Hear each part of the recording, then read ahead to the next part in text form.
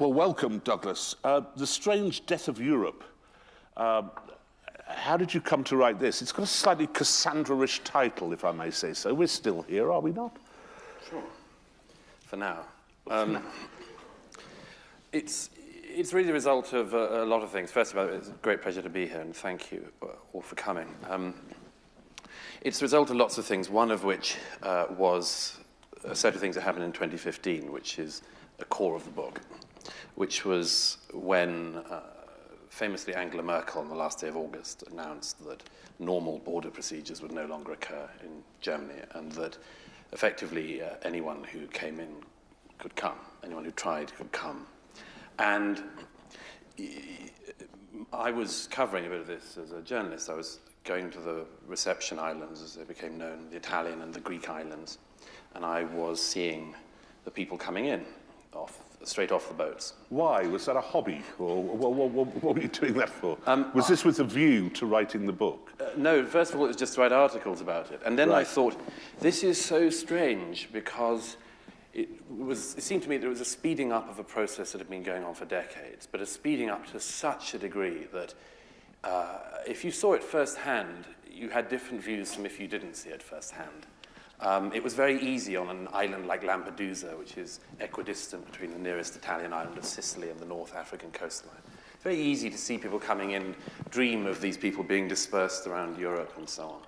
Then you go to, as I did, the towns and places these people end up in, speak to them when they're living outside the train station in Milan, or working for a gang in the marketplace in Rome, or in suburbs of Swedish towns. And I came to the conclusion that what we were doing was suicidal. And we were not asking any of the questions we should have been asking. But hang on. You say suicidal. We'll come to that.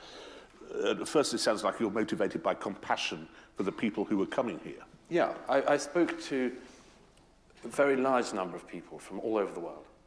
Where largely were they from? Well, as the EU now admits, the Frontex figures admit, most of them don't come from Syria. Most, by 2015, were coming from sub-Saharan Africa. But I spoke to people from Myanmar, from many people from Pakistan, a young man from Bangladesh who features in the book who had spent $15,000. His father's a bank manager in Bangladesh. He'd spent $15,000 to get to the Greek islands, where he was then trapped when I saw him, because they weren't allowing people off the islands then to Athens.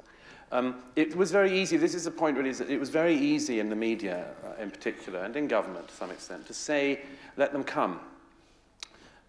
It's so easy at a distance. And yet we weren't asking any of the questions. And one of the questions I boiled it down to was this: can Europe be the home for anyone in the world who wants to move in and call it home?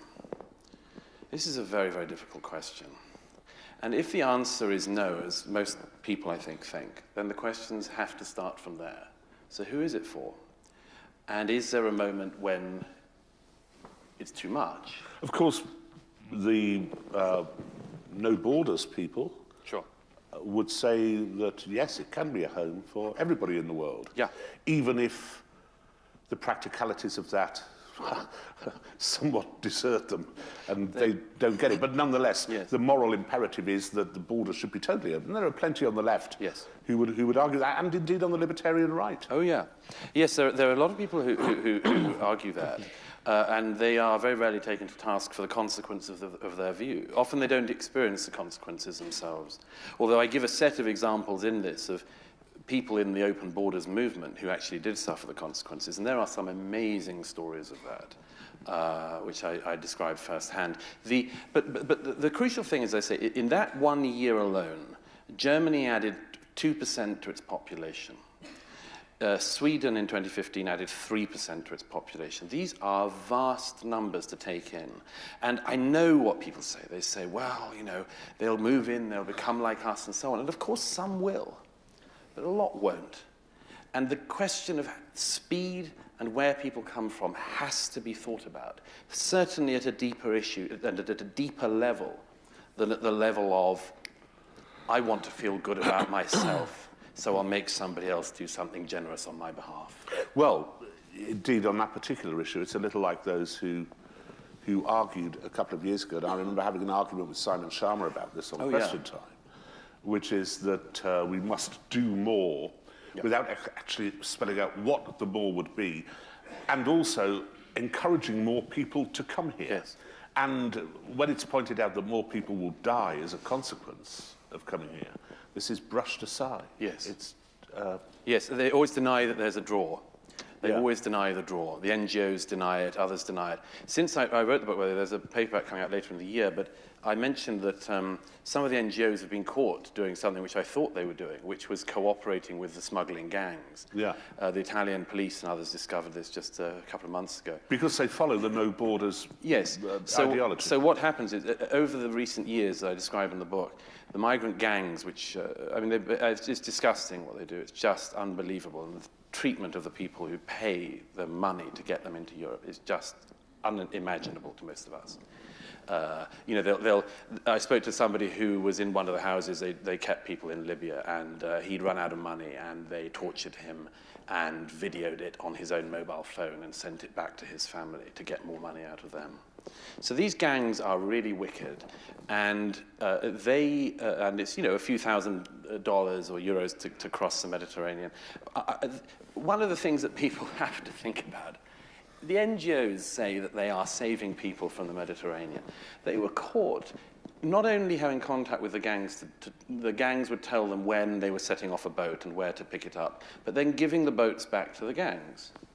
And, you know, by 2016, the boats didn't have to go more than a few miles off the North African coastline because they were picked up by the European border agencies and by NGO vessels. So the smuggling gangs by then saved money on the petrol. They wouldn't even bother to fill the tanks up halfway, and they'd send out more and more unseaworthy vessels.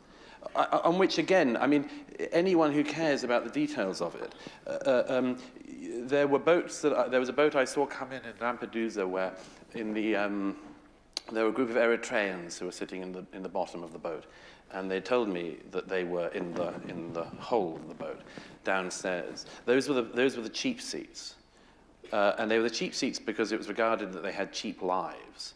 And if the boats went down, the slightly better off people from other bits of the world would possibly survive, but the Eritreans, would go down. This is just unimaginable horror, and something which we have to, as I say, think about. And at the time, of course, and still people referring to these people as refugees. Yes. As if they were fleeing a war zone, when in the majority of cases they most certainly weren't. Yes. They were economic refugees. And if I remember rightly, one of the charities which was dealing with, an Islamic charity which was dealing with the people at Sangatte, yes, went down there to Sangatte and immediately pulled its people out and said, there are no refugees. Yes. They are all economic migrants. By 2016, Frans Timmermans, the Vice President of the European Commission, admitted that by Frontex's own figures, at least 60% of the people who came in 2015 had, quote, no more right to be in Europe than anyone else in the world. And here's the difficult bit, among others. I think we all recognize that there are people who are fleeing actual horrors, real horrors, like the Syrian civil war. And we have to have an attitude towards what we do with those people on a temporary basis, on a permanent basis, whatever it is. This country, by the way, I mean, we're the second biggest aid giver to the camps in Lebanon and Turkey and Jordan and so on. And latterly. Yes. And it costs 100 times more to house a migrant in, for instance, Sweden than it does to look after them in one of those places. So the economics for not saying... But you're not, with respect, you're not looking after them in those camps. No. You're giving them a temporary place to stay. Yeah. I mean, it is not the same as having a new life, which is what they want. Right, exactly. And the follow-on is this very strange game that is played by the Open Borders activists, which is, well, what's the difference between somebody fleeing socioeconomic hardship and somebody fleeing the Syrian civil war? I think a lot of difference myself. Name it. Define it. Well, so, one of the views I came to when writing this book was that if you believe in asylum, even the asylum issue has to be thought about more. Who is it that deserves asylum in Europe? I would say that it's people for whom only Europe could be the place that they could live, because outside of Europe they would surely die. Why? That is, well, why? I give the example, for instance, of Yazidis. If you were a Yazidi in 2014, and the situation hadn't have been turned around slightly as it was, then I think Europe could have legitimately said, look, if there's nowhere in the Middle East for the Yazidis and they are going to be wiped out as a people because that is the aim of ISIS, then that is a legitimate asylum claim. But the idea that, I mean, as I say, now, as last year, as this year, as today, the movement into the Italian islands is entirely from sub-Saharan Africa. I don't doubt, believe me from speaking to a lot of people from there, I don't doubt for a moment that what they're fleeing is terrible. But can Europe become the home of people who are fleeing penury and low living standards there? I think it can't be. Or to put it another way, one point I make toward the end of the book is, what if the situation that we are in Europe is not that we are this endlessly open place where we can bring people in and we're like a sort of sausage machine, whatever you put in, it always tastes the same, people will come and they'll just end up being European by breathing the air of Europe. What if actually what it is that this is a kind of lifeboat itself, this continent of ours, and that we are in the situation of a lifeboat going through waters with people all around us asking to come onto the boat. And we want to bring people on board, and we can bring some people on board. The point is that it's not limitless, because there must be a point at which you capsize the only vessel you have. And this is very difficult, as we all know, because we don't have a thing. We're a long way from that, aren't we? Well, let's look at, some of the stats I give in the book for that, and some of the things I've seen across Europe. We're not that far away on some of it. Go to Paris. Okay, take a Parisian suburbs at the moment. Last year in Paris, I was there again after the book. There are people just living on the side of the roads in massive encampments. Yeah. In like the Stalingrad area. This is not the furthest away banlieue. This is not Saint-Denis even. And of course, nobody cares about this bit. Just like they don't care about the towns across Scandinavian people. They don't go to them. It's worse than that. They laugh at the concerns of the people there. I was in DC until yesterday. I came back overnight. And I was reading the New York Times on the tube this morning. And I see that the New York Times has finally mentioned that the number of grenade attacks that are now happening in Stockholm. I remember even 18 months ago, and indeed when my book came out, the New York Times laughing at anyone who expressed concern about this. Oh, there are these weird people who think that there are suburbs of Stockholm that are unsafe. No, that's very serious. I've been to these places. I've seen it. Well, and Malmo 10 times worse. Malmo. People think it's some kind of far-right, alt-right, imaginary. No, 4 years ago in Malmo, locals had to do walk a Jew to work day. Yeah. Okay? Yeah.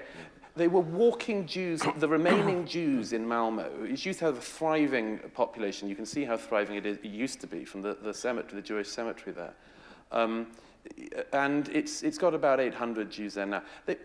Locals were walking the Jews to synagogue to make sure they weren't attacked. Now, in what world does that become normal or able to be laughed at? Or worse, this thing of, we won't even look at it. We won't even ask where it's coming from. And yet, a lot of the animus against the Jewish population of Malmo was sanctioned effectively by the Social Democratic Party leaders of the white Social Democratic Christian Party leaders. Yes. By the way, there's a brilliant young Kurdish demographer whose work I cite quite a bit in the book, who is in Sweden, and his work alerted me to this extraordinary thing that it's now provable in Sweden that people's attitudes towards diversity, people are more in favour of the diversity after they have left a diverse area to move to a monocultural area. Yes, indeed. Of course provable. They are. Of course they are.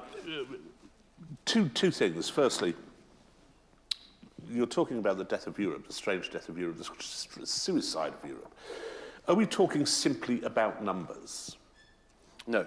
It's two things. Well, look, let's deal with the numbers first, because I'm not sure you're right. Mm-hmm. I mean, if you look at our country, and I've had it said to me many times when I write quite stridently against immigration. I've noticed that. Thank you.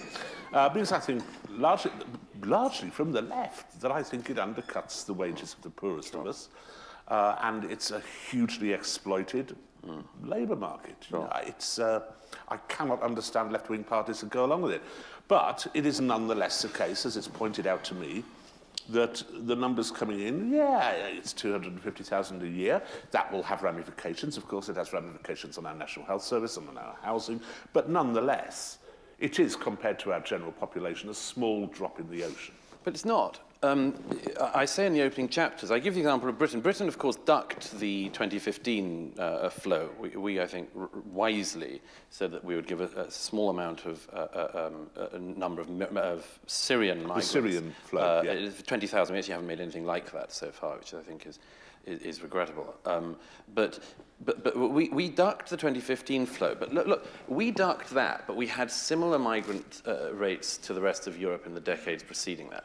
Now, again, near the start of the book, I give what I think should be regarded as being a very worrying analysis. If you take each country in Europe had somebody in it in the post-war period, from the Gastarbeiter, the guest worker period onwards, who expressed concern in some way, sometimes politely and pleasantly, sometimes not, about the migration that was already getting going from the 1950s onwards. And in each country, I go through them. There's obviously the case of Enoch Powell here. There's the case of somebody called Jean Raspail in France, and so on. In each of these cases, the numbers they talked about turned out to be wild underestimates of the numbers that ended up coming, even before the 2015 flow. So that, for instance, I mean, let's get into it. I think this, by the way, as I say, the two things that are most important are numbers and identity. But look at the... deal with numbers. Okay, look at the numbers first. Look at this country. 2011, the census is carried out. A set of things have happened in the decade since the 2001 census. One is that the Muslim population has doubled in the UK, and one is that it's expected to double again. No, let me come in there, because that is a point. But when I was 16, 17 years old, I was a member of the Socialist Workers' Party. And I would say that my father was disgusted, and I would say proudly to him, we're the fastest growing political party in Europe. Our membership doubled in the last month, and he quite rightly said, that's a month ago. And he had a point. Sure. And it is true as well. The Muslim population of this country is 4.5%. Sure. It is nothing. And going to double in the next decade and double again. It is 4.5%. Sure, but that's what it is. This in itself has a whole set of ramifications. If Enoch Powell had said in 1968 that in 2016 the most popular name for boys in the UK would be Mohammed, you would have said, what are you doing? It's actually second to James in the whole country. No, if you add them up and you make sure you use every... Well, we're going to differ about this. If you use every spelling, because you remember they used to deliberately not use all the same... They used to say Mohammed was different from Mohammed and so on. But anyhow, let me give you another example then. Yes, I mean, the 2011 census, there are 33 London boroughs. In 23 out of the 33 London boroughs, the census says that people who identify as white British, that's their identity, not mine, that white British are a minority in 23 out of 33 London boroughs. I go back to the point. And a very small minority in many of them. Exactly. Yeah. So I go back to the point. If Enoch Powell had said in 1968 that in 2011, people who were white British would be a minority in London, people would have said, what are you doing? What are you claiming? You're a madman. But again, Douglas, with respect, Enoch Powell was speaking at a time when we had, and he might now agree, dead though he is, probably... Unarguably so. Unarguably so. I will cite him. Simon Hoggart, I think, used to use the word dead about people as an insult. Yes, that's right. The dead politician, Enoch Powell. Yeah. As if it was his fault. But Powell was talking at a time when we'd had African-Caribbean immigration from the 50s, which had caused some problems. Yeah. There had been riots in Notting Hill, etc., etc., and a great deal of racism as well attended. But he was speaking particularly at a time when we had probably the most successful immigration this country has ever had, which was the immigration of Asian people from East Africa, from Kenya and Uganda. A hugely, with the exception, obviously, of Yasmin Alabaya-Brown, a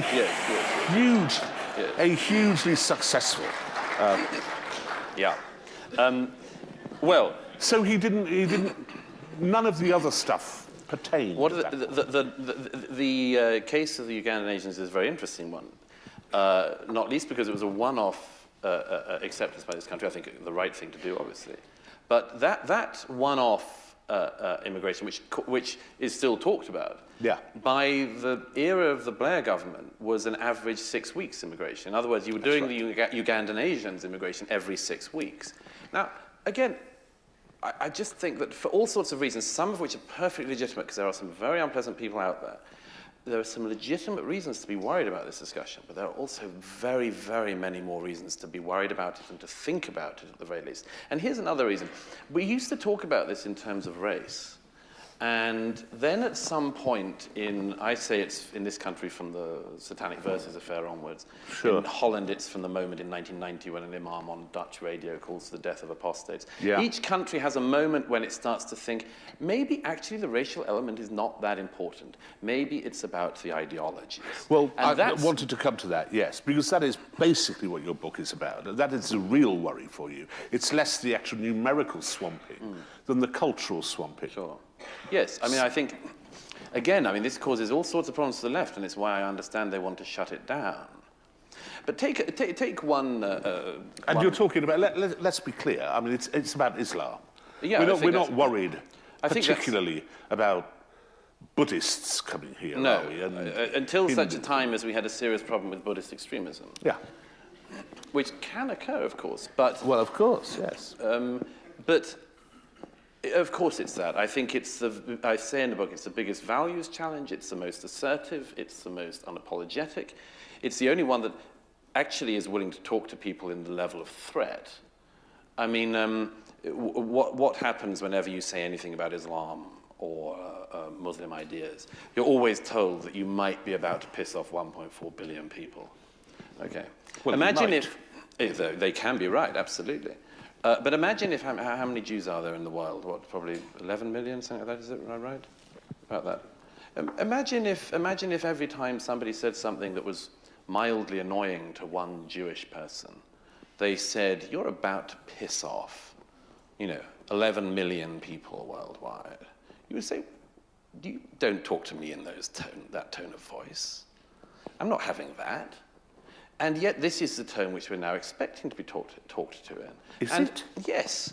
And let me give you... I say stuff about Islam every week. Yeah, I know. I couldn't give a toss what people say. If I may say so, rather a rare breed in this regard, as in others. But I mean, here are the problems we're starting to walk into. Because nobody thought about this very deeply or very well, and because, as I say, for all sorts of reasons we wanted to have a very limited discussion about it, things keep on happening which just seem to surprise people. Like for what? Instance, look at all opinion polls, social attitude surveys and everything. What is one of the things of the left of which you used to be a part? What is one of the biggest things? Individual rights, minority rights, absolutely, it's a very important thing. Where do Muslim communities, even in a country like Britain, stand on some of these things? It's not good. It's not good at all. 2 years ago, a poll finds that among British Muslims, there is 52% of them want to make being gay illegal now. Okay. So what do you do? What gives in that situation? Do the gays give in something? Do they accept that there'll be a higher level of intolerance towards them? Or do we say, look, the Muslims are kind of 4 decades or 1,400 years or something behind the rest of us, so we'll just have to wait and at some point they'll catch up? But two things. Firstly, they constitute 4.4% of the population. Secondly... At the moment, yes. Yeah. It's the Uncle Norman argument, and I would accept it described as that, but I have Muslim friends, not many. I grant you, not many. But I have Muslim friends, and they are impeccably liberal, more liberal than me on many social issues. Because I'm a social conservative, and there are things within Islam with which I think, the respect for the family, for example, and all that sort of, which I have some time for. You cannot, therefore, and this will be the complaint which is always levelled at you, and it's levelled at you by the Muslim Council of Britain and others. You cannot castigate an entire group of people for the outrageous ideas of some of its members. And I know plenty of Christians who think similarly on the issue of gay rights. Absolutely, and I acknowledge that. I'm talking about what the crocodiles are closest to the boat at the moment. And let me give another example. The most obvious one is a security concern. Okay, Okay, I'm not smearing an entire community by raising this. But last year, when there were 3 attacks, one after the other, in this country, when the attack in Westminster, that was a British-born convert to Islam. The second is of a young man whose parents were given asylum because they were fleeing Gaddafi, and he was a member, the father of a Libyan Islamic fighting group, which was a jihadist group that was falling out with Gaddafi. So we gave him asylum in the 90s. His son, at the age of 22, blows up 22 young girls for going to an Ariana Grande concert in Manchester one night. And a few weeks later, it's a group of people, to my mind, none of whom should have been in this country. One man from Pakistan who claimed asylum in the 90s, another man who came in some years ago who pretended to be from Libya, who was actually from Morocco, was of a different name, different age, lied about everything, stayed here. Then he slashes a load of people's throats while shouting, "This is for Allah," on a Saturday night on London Bridge. This is on my mind, and I think it's on a lot of people's minds. And I resent the accusation that if one says, should, for instance, those attackers... Of course, what always happens after this is there's a bureaucratic political discussion. Theresa May says, we've got to look at what the tech companies can do to sort of, one of the London Bridge attackers was on a Channel 4 documentary a few years ago called My Brother the Jihadist. Okay. So actually, all she needs to do is turn on the telly. This guy was advertising himself. And what we do is this bureaucratic one, and then now we have the weird, morose, don't look back in anger response to these things.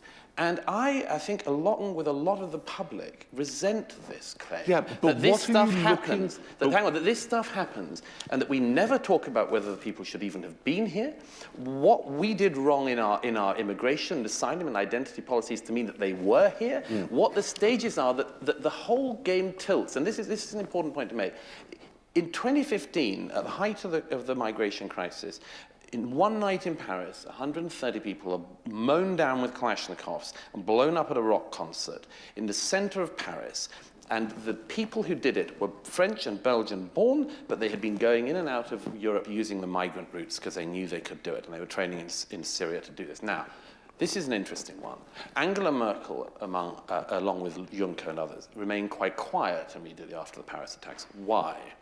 Because they become aware of something which I am very, very worried about, which is that if we do not talk about this now, the whole thing can flip, and it flips in this way. So far, if you are one of the people in the political mainstream or in the journalistic mainstream who says, let them come, you've only got points to win. It's only you that looks good. What if at some point things like Paris in November 2015 become regular? And the public turn around to the politicians and say, you did this to us. You were so lax with our security, you didn't care about borders, you didn't care who was here, and now our children are dead. Well, what happens then? And that's what the politicians should be thinking about, among other things. Well, two things. Obviously, Europe's people seem to be taking that approach right now. Yes. Totally the vote in Italy was almost exclusively an anti-immigration vote. And then we have those countries in the centre of Europe, which are take a divergent view. Take a divergent view, yes. From Austria, Hungary, the Czechia, Poland, and Slovakia.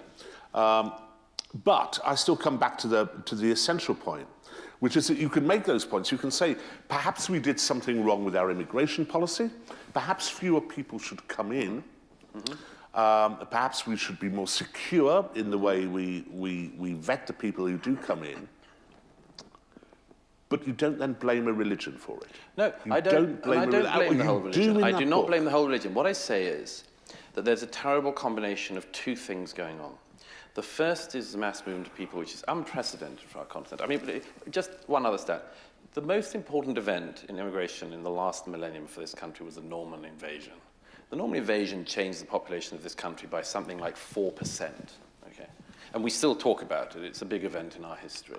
So our memories of these things matter. But my point is that the amazing historic movement of peoples into our continent is combining with something else, which is something we should get onto, which is the other bit of this book, which is what my critics have totally ignored, which is that I say that the problem is that this is happening at precisely the moment that we in Europe have lost any idea of what we actually are for. And I think this is something we have to think about. There's a wonderful French philosopher called Chantal del Sol, who I quote in the book, who describes the situation of modern European man and womankind since the, as we'd say in Canada, since the fall of the Berlin Wall. She says that our situation is the situation that Icarus would have been in if he'd survived the fall. Explain why. Explain why. Basically what's happened in Europe is that we have dreamt so many dreams that turned out to be nightmares. We had religious wars for centuries. We had tore ourselves apart with religion. We had political visions. We had in the 20th century these two dreams that were nightmares. And at the end of this, after the second of them collapses, we're left in this position in Europe. We're left bruised, singed, burned, and yet alive. So what do? The only answer, we say, basically we could go on holiday, we can go shopping, we could have a discussion about British values and about tolerance and diversity could be the point. Diversity, the most abused word in the English language, I think, by now, I would have thought. But, yeah. Along with vulnerable. And vibrant, I find. Vibrant. Vibrant is... If you ever hear that a community is vibrant, vulnerable and diverse, you just know it's criminal. Yeah. But there we are. Run for the hills. Run for the hills. But this is right. a serious challenge. It's also speaking a while ago, while I was researching another piece, to the American sociologist Charles Murray. Yes. Who said that, who had laughed when I brought up Europe. He said, it's fantastic. This is an experiment that you are conducting, yes, where you have done away with God, yes, and thus you've done away with everything which holds your societies together, right, and you haven't found anything to replace it with. No, and we have this very, very poor, as I say, bureaucratic version of it, which says we will invent British values and that'll be the response. And I just think, I invite readers in this book to think deeper about this. And that's really, just to come back briefly to the Islam bit, that's why I'm worried about this, because I think a serious and robust, almost any serious and robust values challenge at this point in European history would have a very unusual advantage, because you are talking into a vacuum. And this applies obviously differently in different communities and in different religions, but this... Well, you could say it's just a liberal secularism, couldn't you? You could say it's simply that. A humanism, a secularism, it's... Absolutely, but here's something that is worth thinking about, and which I ponder in this book. What if this is a very unusual period to be in? What if the situation of liberal secular humanism turns out to be basically monogenerational? What if what we've enjoyed... Oh, I do hope so. But worry about what might come next. It seems already, and I'm sure there are a lot of people who recognize this, it seems from campuses and other things, you notice that actually perhaps the Enlightenment and the virtues of the Enlightenment and the values of the Enlightenment turned out not to have gone very deep or very wide. And they were held by a relatively small group of us in a relatively small continent with a relatively small number of people, and that it can change. And there's no reason that that's necessarily going to remain in place forever. It's not by act of God or man or government or bureaucracy that that's the case. It could all change. And this is why the Eastern European thing is so interesting to me. I traveled in Central and Eastern Europe a lot. And of course, their view on all of this is utterly different. They look at Western Europe and they say, we do not want to be like that. And I say at one point in the book, why is Eastern Europe different? And there's one thing in particular which I just wish people, instead of berating them as all being fascists and racists, just thought maybe they're onto something. And that's this. They remember several things. Not just going back some centuries to the Siege of Vienna and elsewhere, but they also remember the 20th century much better than other countries now do. And they remember that you don't get any time off from history. That you get utterly destroyed by one ideology. And before you've even come back above the surface to breathe, from another direction, it's all smashed up in an entirely different way. And so they know something. You think which that's the root yes, of the Central European I think antipathy? They have one thing which we have lost sight of, which is to be careful with your future, to think about your future, to not do grand experiments on the public that have not been tried before. We're not a petri dish you can just experiment in, because, again, it's the only thing we have. There's a moment in a novel which many of you will have read. Michael Welbeck wrote this novel, Submission. Wonderful novel. It's a wonderful book. And at the end of this book, I write a bit about Welbeck. There's one line some of you will know from Submission, where the character who's a young Jewish girl is having an affair with her older non-Jewish professor, described in torrid and rather great detail.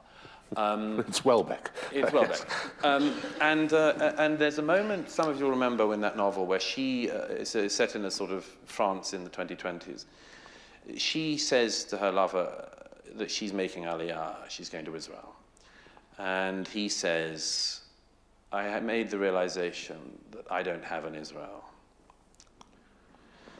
And I think this is something, again, people here have to think about. Most Europeans don't have an Israel. We don't have an Israel. We don't have another option on this. No. If we screw this up, we've screwed up the only thing we have. So why not think about this more deeply? Why not be careful with this? Can I, before I hand over to the audience, because I'm sure there are a lot of people who want to ask you questions, I thoroughly enjoyed your book. I think it was a superb piece of work and needed to be said. My caveats were those which you have to do as devil's advocate, help us. But there is room for some degree of optimism, is there not? If you look at the voting patterns in Europe, in Italy, in Germany even, certainly in the Netherlands, and again in that tranche of Central European countries, which include Austria, which has its own very individual view of history, sure does. For many, many different reasons, that people are turning against everything which Merkel and the rest had planned for us all. Yes, but they may not listen to them. Every opinion poll for decades in Europe has shown the same thing, which is that people want the immigration to slow down at the very least. And if you look at every opinion poll in Europe and Western Europe, the public are asking the same thing all the time. And what do they get every time they vote? To say, slow it down. They get told they're fascists, they get told they're racists, they're xenophobes. What was the coverage of the Italian election in this country and in most of the international press? Fascism returns to Italy. If you had 35% youth unemployment in a country, and you've got 15% general unemployment, and you have hundreds of thousands of people landing on the shore all the time and fundamentally changing the society, can we not say to these people there is a legitimate way to say that we don't like this? Do they have to be either on board with the mass immigration of Merkel or they're Nazis? I think that we are creating this nightmare, which is that something so strange has happened. The publics, to take a boring right-left dichotomy, the publics keep going to the right. And almost in response, the politicians run to the left. Why can't Merkel say, not that, instead of this new law they've just passed in Germany that makes hate speech online illegal, I mean, that's a great idea for Germany, isn't it? Why not massively change a society, do loads of things to the society and then make it illegal to object? Gosh, what could go wrong there?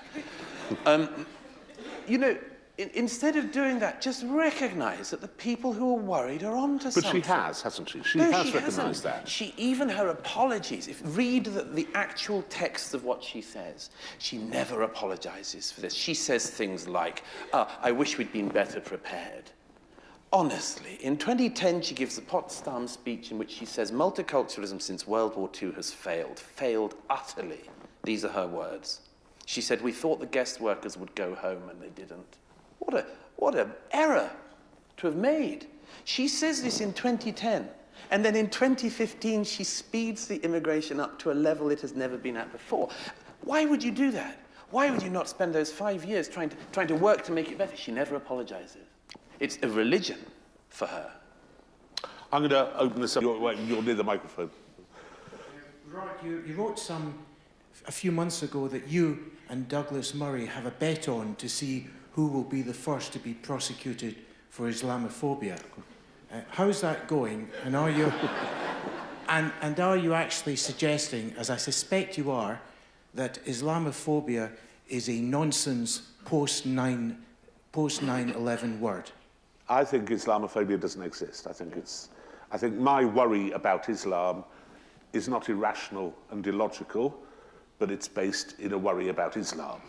I think it's a ludicrous word. I also don't have much time for the word homophobia either. I think these are constructs which we have built around ourselves in the last 20 years because we don't have very much else to cling to. I don't know how I would have thought Douglas is probably nosing ahead in the old Islamophobia. But you've been doing sterling work. I've been doing all right. I've been,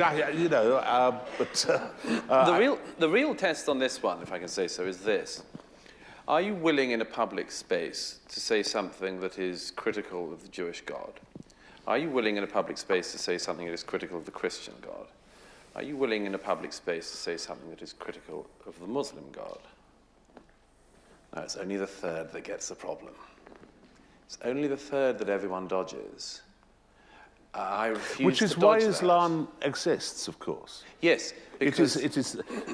imagine the work we could do if we claimed that behind us were people with Kalashnikovs.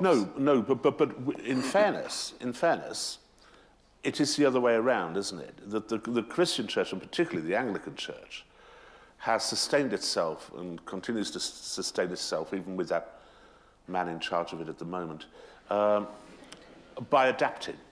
Yes. And by adapting to whatever society's morals may change towards. Whereas Islam has managed to preserve itself by sticking to its word, you might argue. Yes, you may well argue that. It works very well. The problem, to my mind, is this. I like Rod, I have a lot of colleagues and friends who are Muslim. They tend to be of the more liberal reformist kind, you'll be unsurprised to hear. But here's the problem. Islam as a religion has all sorts of inherent inbuilt troubles, as every religion does. But we know the troubles in the religions that have been here. We're fairly aware of them. We know that if there's some crazy pastor, in America, he doesn't get any cover from the Christian churches. The Archbishop of Canterbury doesn't back some crazy pastor in, Wyoming. It just doesn't happen. Now, so here's the problem we have. What if the thing with Islam is it doesn't reform? It can't reform. That is a tragedy for my Muslims. Or if its reform was 1979. Yes, if ISIS and Khomeini is the reform. Yes, that is the reform. The Reformation is ISIS. So if that's the case, look, this is a horrible thing throughout Islamic history. The reformers always end up getting killed. That's a tragedy for Islam. That's a tragedy for my Muslim friends. I don't want it to be our tragedy as well.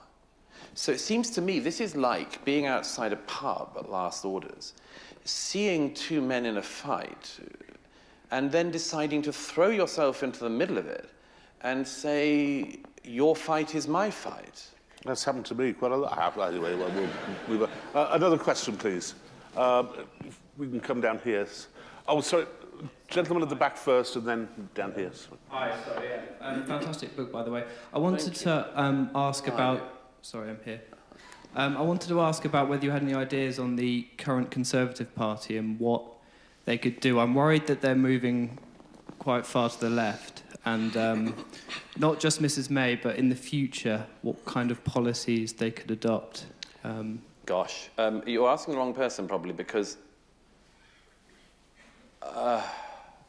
this book has nothing to do with, obviously, Brexit or anything like that that's going on. And I watch the Conservative Party, like all political parties here, with a mixture of awe and horror. As a floating voter, my own view is that in this country there's something very strange, which is the political class is entirely held hostage to the rhetoric and opinions of the far left. And whereas on the continent there's been enough flexibility within the political system to, for instance, throw up sometimes ugly anti-immigration parties, which then parts of the mainstream, as in Holland, pull in the respectable bit of it and keep out the unrespectable bit. In this country, we're sort of the most politically correct one of all in our politics. And whenever the Conservative Party does try to do anything in this, it marks it up with amazing skill in new ways you hadn't imagined. It is remarkable the degree to which it's been captured by a liberal social agenda, just as Gramsci would have predicted. Yes, but here's the thing, as both you and I know from television studios, they're basically in a situation, you know, in Chekhov plays, it's always said that if there's a gun on stage, it's got to go off by the end. They're in this situation all the time, as you and I are. If I go into a studio, the Conservative Party have a representative in the studio, the gun is pointed in one direction and it's got to go off at some point. So what is the point of any MP appearing on any political opinion program these days? It's to survive.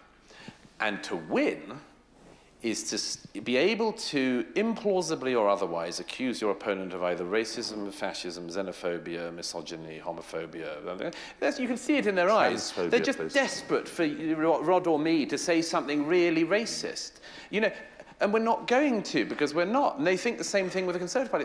And if they can't get them to say anything racist, they want you to say something that they can claim is anti-women or anti-gay or something. It goes on and on and on.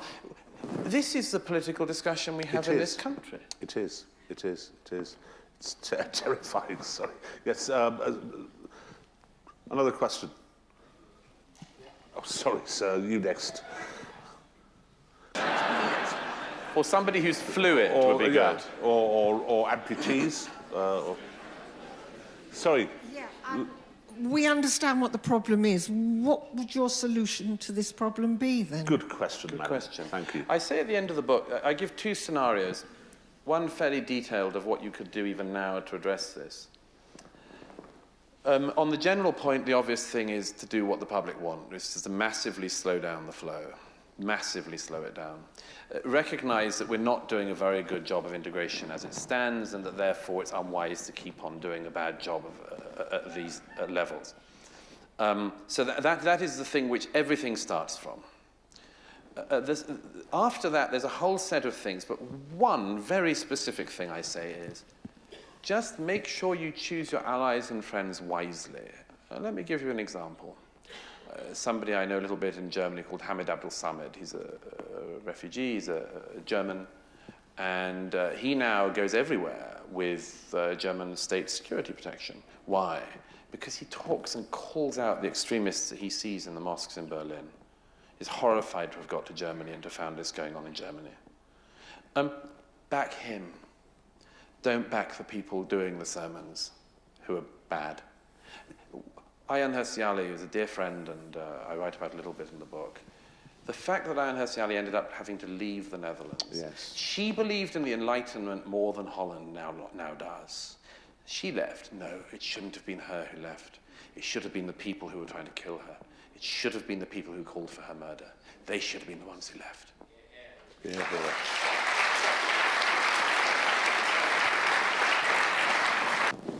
You have debated very efficiently on the Islam as a whole. You haven't, in my opinion, made a difference between the ethnic, and if we speak from England, Britain in particular, we have a different Islam than we are talking about Germany and other France and etc., etc. You talked of Merkel, and I am worried that Merkel, with her million people she has accepted, win the alliance with the French to overcome this situation. We should focus on the ethnic of Islam which we have. Okay, well, do you want to answer? I'm not sure I get that entirely, but Well, he's right, though, isn't he, that the Islam which we have in this country is of a different brand, of a different stamp to the Islam. Well, slightly, but I mean, look, what politician thinks they can dictate that outcome? I mean, I know that politicians love grandiose claims. You know, that if we do this, we can control the temperature in 2100 and so on. But most of them can't do very basic things of governance. I mean, we know that if Jeremy Corbyn came in with a lot of very basic things of governance wouldn't be possible. So who thinks that Jeremy Corbyn or Theresa May should reform Islam? Or Amber Rudd is my favourite. Amber Rudd comes up with these things where she says what is... You know, I would say, how about this? You have a large Muslim community in this country, and on the one hand, Amber Rudd tells them something. On the other, Allah has a different view. Who wins? It's rather like the wonderful times when Tony Blair and David Cameron would both say, that's nothing to do with Islam, as if they were Quranic scholars. Yes, yes. My favourite was George Bush after 9/11, who, when he goes to the Islamic Centre he was thought of as the most Islamophobic person in the world for a time. He goes to the Islamic Centre in Washington after 9/11 and quotes the Quran. He says, "This is my favourite translation of this passage," as if he'd spent the night before, you know. And well, I find this one more persuasive in the demotic. We only have, I think, time for maybe 2 more questions at most. Should we take them at the same time? This thing is flashing at me, sort of saying stop. Like a bad person coming out of a hedge. Sorry. How often does that happen where it happens a lot to me. I live in Canterbury. The gentleman there, sorry. So is it the people in the centre aren't getting their views heard? As so often. As so often is the case.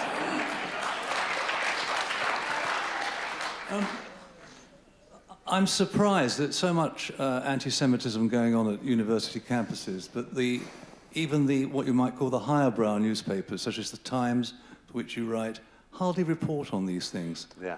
I'm not surprised that the BBC doesn't report on it, but I am very surprised that newspapers for which you write do not report on things that are going on. We all know they're going on. And it seems to me until we do that, then a lot of the stuff you're talking about at the moment is just going to fly off into the stratosphere if the top newspapers don't write about it. Sure, I couldn't agree more. But I mean, they accept this as a new normal. Some years ago, there was a man from Hezbollah who came to this country who, among other things beforehand, had said that even a 2-year-old Israeli child was a legitimate target for murder. I remember calling up a journalist who I knew and saying, you know, you've got to report on this. He said, what's he said? I said, even a 2-year-old Israeli. He said, have you got anything better? Have you got anything better on him? The point is that we become used to the horror. And our expectation of what meets our new standard and our new bar is getting ever, ever lower.